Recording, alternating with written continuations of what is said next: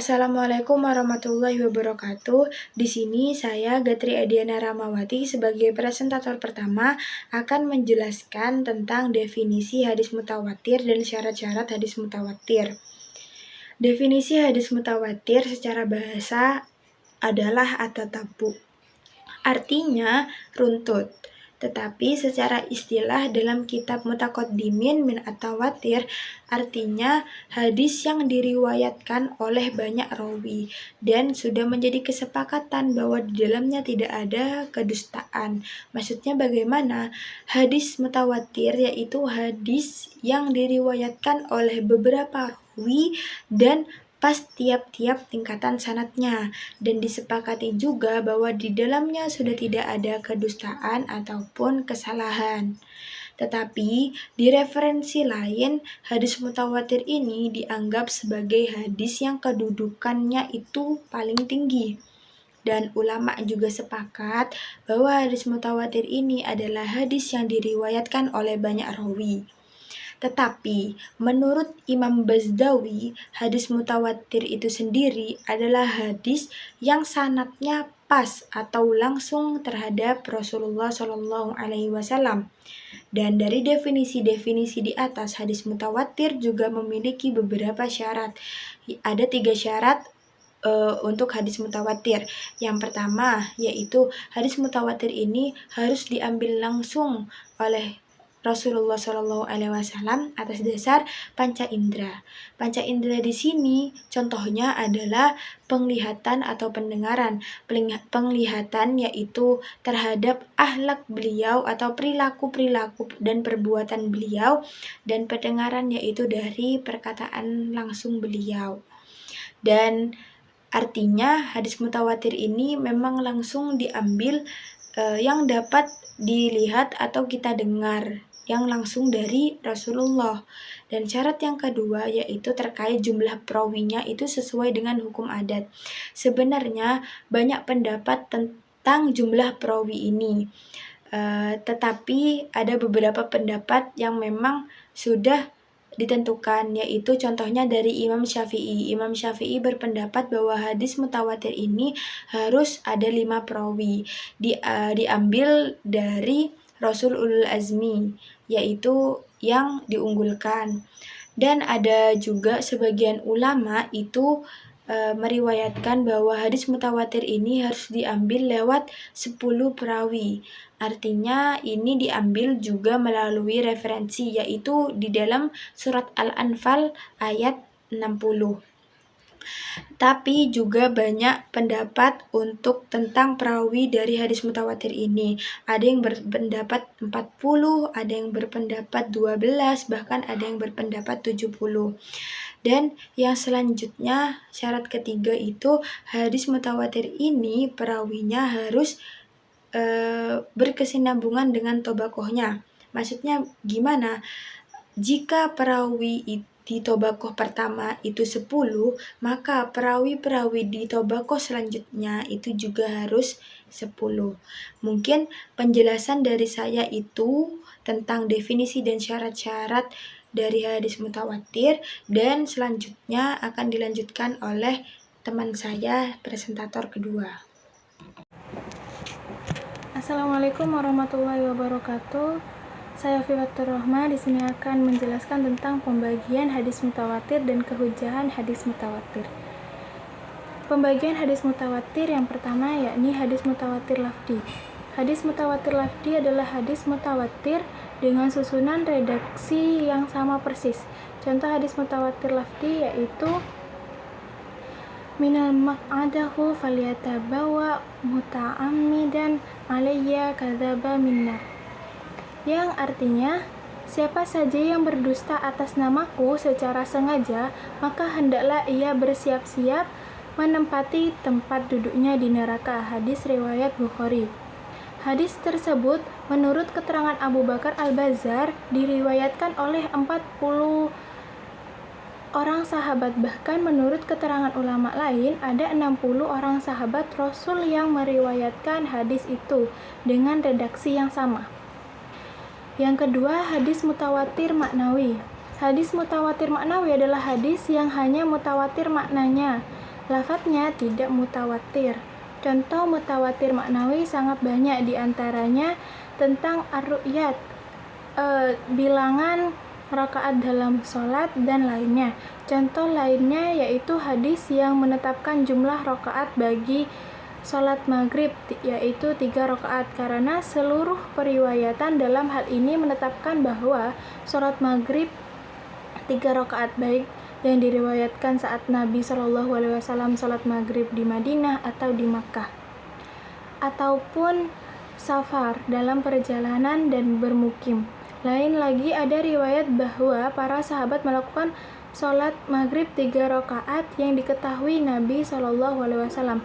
Tegasnya semua riwayat tersebut berlainan ceritanya, namun maksud satu atau sama, yaitu menetapkan bahwa sholat maghrib itu jumlahnya 3 rakaat.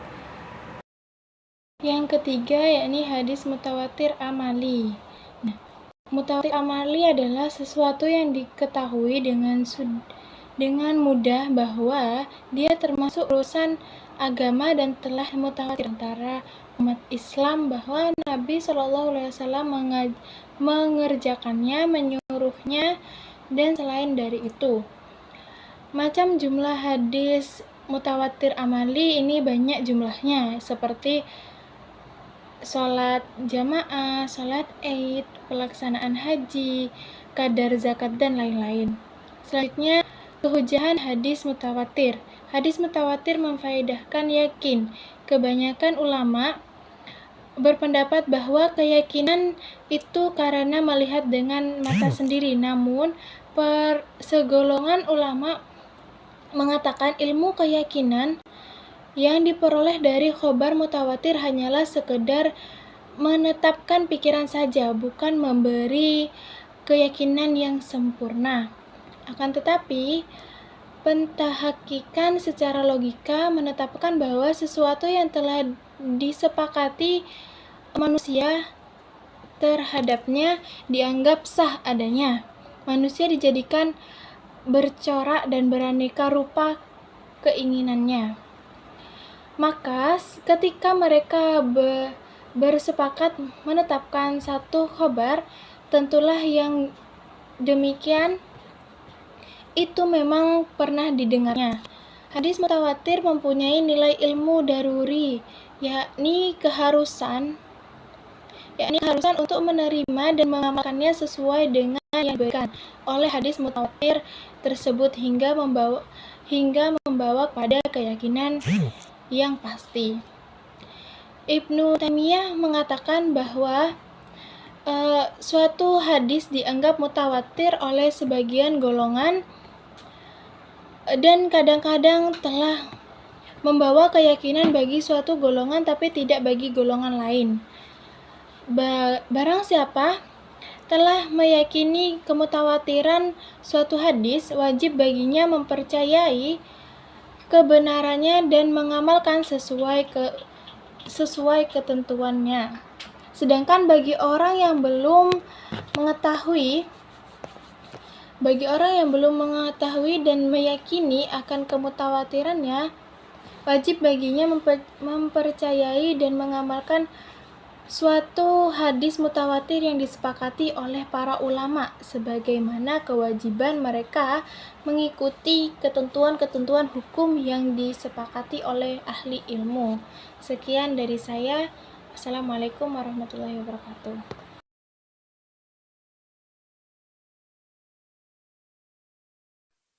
Assalamualaikum warahmatullahi wabarakatuh. Saya Ana Zaltul Fanani akan menjelaskan tentang pengertian hadis ahad, pembagian hadis ahad, dan kehujahan hadis ahad. Yang pertama, pengertian hadis ahad. Apa sih hadis ahad itu? Hadis ahad ialah hadis yang diriwayatkan oleh seorang atau dua orang atau lebih. Akan tetapi belum cukup syarat padanya untuk dimasukkan sebagai mutawatir. Dr. Muhammad Ajat Al-Khotibi mengemukakan bahwa hadis ahad ialah hadis yang diriwayatkan satu atau dua periwayatan atau lebih yang tidak memenuhi syarat-syarat masyhur ataupun mutawatir, dan tidak diperhitungkan lagi jumlah periwayatannya setelah itu. Selanjutnya, pembagian hadis. Hadis ahad yang disepakati para ulama terbagi menjadi 3, yakni masyhur, aziz, dan gharib. Yang pertama, hadis masyhur. Hadis masyhur adalah hadis yang diriwayatkan oleh 3 orang rawi atau lebih, tetapi tidak sampai kepada derajat mutawatir. Contohnya, al-muslimu man salima al-muslimuna min lisanihi wa yadihi, yang artinya seorang muslim tidaklah mengganggu kaum muslimin dengan lisan dan tangannya. Yang kedua, hadis aziz. Hadis aziz ialah hadis yang diriwayatkan oleh 2 orang rawi. Contohnya, la yaumin ahadikum hatta akuna ahabba ilaihi min waladihi wa walidihi wan nasi ajma'in, yang artinya salah seorang dari kalian tidak akan beriman hingga aku menjadi orang yang paling dicintainya daripada anaknya, orang tuanya, dan manusia semuanya. Yang ketiga, hadis gharib. Hadis gharib ialah hadis yang diriwayatkan oleh 1 orang rawi. Contohnya, innama a'malu binniyah wa innama likulli amri'in ma nawa, yang artinya sesungguhnya amalan itu tergantung kepada niatnya, dan bagi setiap orang akan mendapatkan sesuai apa yang telah ia niatkan. Kedudukan hadis ahad berbeda-beda, namun jumhur ulama sepakat yang berstatus makbul wajib untuk diamalkan.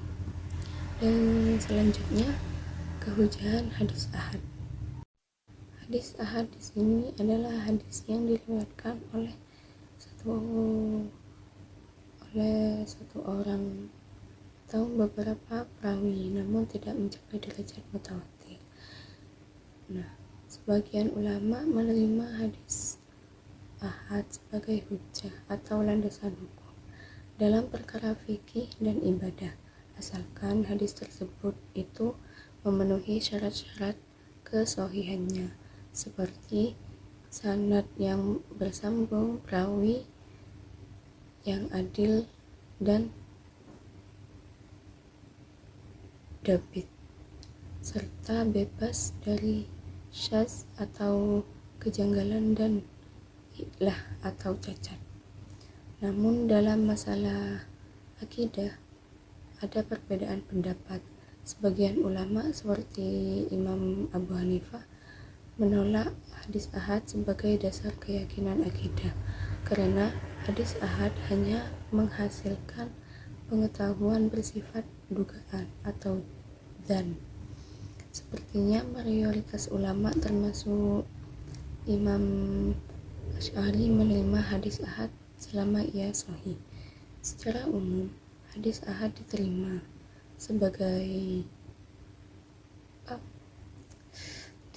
secara luas dalam hukum Islam, terutama dalam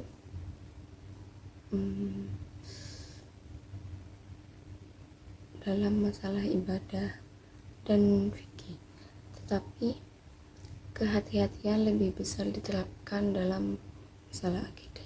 Jadi kita harus berhati-hati supaya tidak sesat.